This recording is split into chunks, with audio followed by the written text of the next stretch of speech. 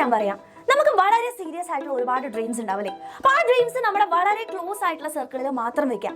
അതിന് പുറത്തോട്ടേക്ക് നിങ്ങൾ ഒരിക്കലും മക്കളെ നിങ്ങളുടെ ഇമ്പോർട്ടന്റ് ആയിട്ടുള്ള നിങ്ങളുടെ ഫ്യൂച്ചർ ഗോൾസ് റിവീൽ ചെയ്യാതിരിക്കാം. അതിന് കാരണം വേറെ ഒന്നല്ല, നമുക്ക് ഒരുപാട് ഡ്രീംസ് ആയിരിക്കും ഉണ്ടായിരിക്കാം. ചില പ്ലസ് ടുവിൽ 95% വേണമെന്നായിരിക്കും, അല്ലെങ്കിൽ നീറ്റിനും ഒരു ജെയ്ക്കും നല്ല റാങ്ക് വേണമെന്നായിരിക്കും, അല്ലെങ്കിൽ സിനിമയിൽ കയറണം, അല്ലെങ്കിൽ ഫോട്ടോഗ്രാഫിക്ക് പോകണം. അങ്ങനെ പല ആഗ്രഹങ്ങളായിരിക്കും. ചെറിയത് മുതൽ നമുക്ക് പല ആഗ്രഹങ്ങൾ ഉണ്ടായിരിക്കും. അപ്പോൾ ഇത് നിങ്ങളുടെ ക്ലോസ് സർക്കിളിൽ നിന്ന് പുറത്ത് നിങ്ങളുടെ റിലേറ്റീവ്സിന് എടുത്തോ അല്ലെങ്കിൽ മറ്റുള്ള നമുക്ക് നമ്മൾ നന്നാവുന്നത് ഇഷ്ടപ്പെടുന്ന ആൾക്കാർ വളരെ കുറവാണ്. അപ്പൊ അവരടുത്ത് നമ്മൾ പറയുമ്പോൾ എന്താ സംഭവിക്കാന്ന് വെച്ചാൽ നെക്സ്റ്റ് ഡേ മുതൽ നമ്മൾ അവരെ കാണും.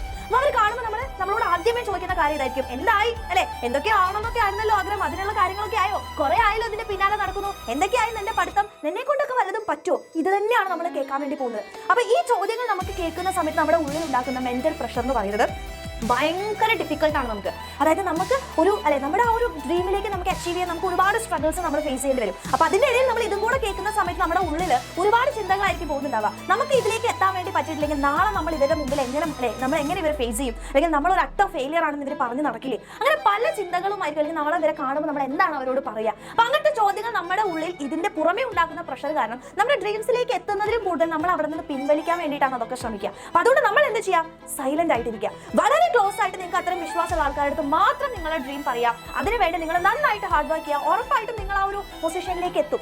ആ ദിവസം നിങ്ങൾ പ്രൂവ് ചെയ്തതിന് ശേഷം നിങ്ങൾ അവരോട് പറയുമ്പോൾ നിങ്ങൾക്ക് കിട്ടുന്ന സാറ്റിസ്ഫാക്ഷൻ എന്ന് പറയുന്നത് അത് വേറെ ലെവലായിരിക്കും. അത് നമുക്ക് അനുഭവിച്ചറിയുക തന്നെ വേണം. നമ്മളുടെ സീരിയസ് ഡ്രീംസ് വളരെ ക്ലോസ് ആയിട്ട് നിങ്ങളുടെ ഉള്ളിൽ തന്നെ വെക്കുക. And when you reach that dream അവരോട് അവർ കാണിക്കാം ആൻഡ് പറയാം, ഇതായിരുന്നു എൻ്റെ ഡ്രീം, ഇതിന് വേണ്ടിയിട്ടായിരുന്നു ഞാൻ പ്രിപ്പയർ ചെയ്തുകൊണ്ടിരുന്നത് എന്ന് പ്രൗഡ് ആയിട്ട് പറയാം. ആൻഡ് ദാറ്റ് സാറ്റിസ്ഫാക്ഷൻ ആണ് ഏറ്റവും വലുത് മക്കളെ.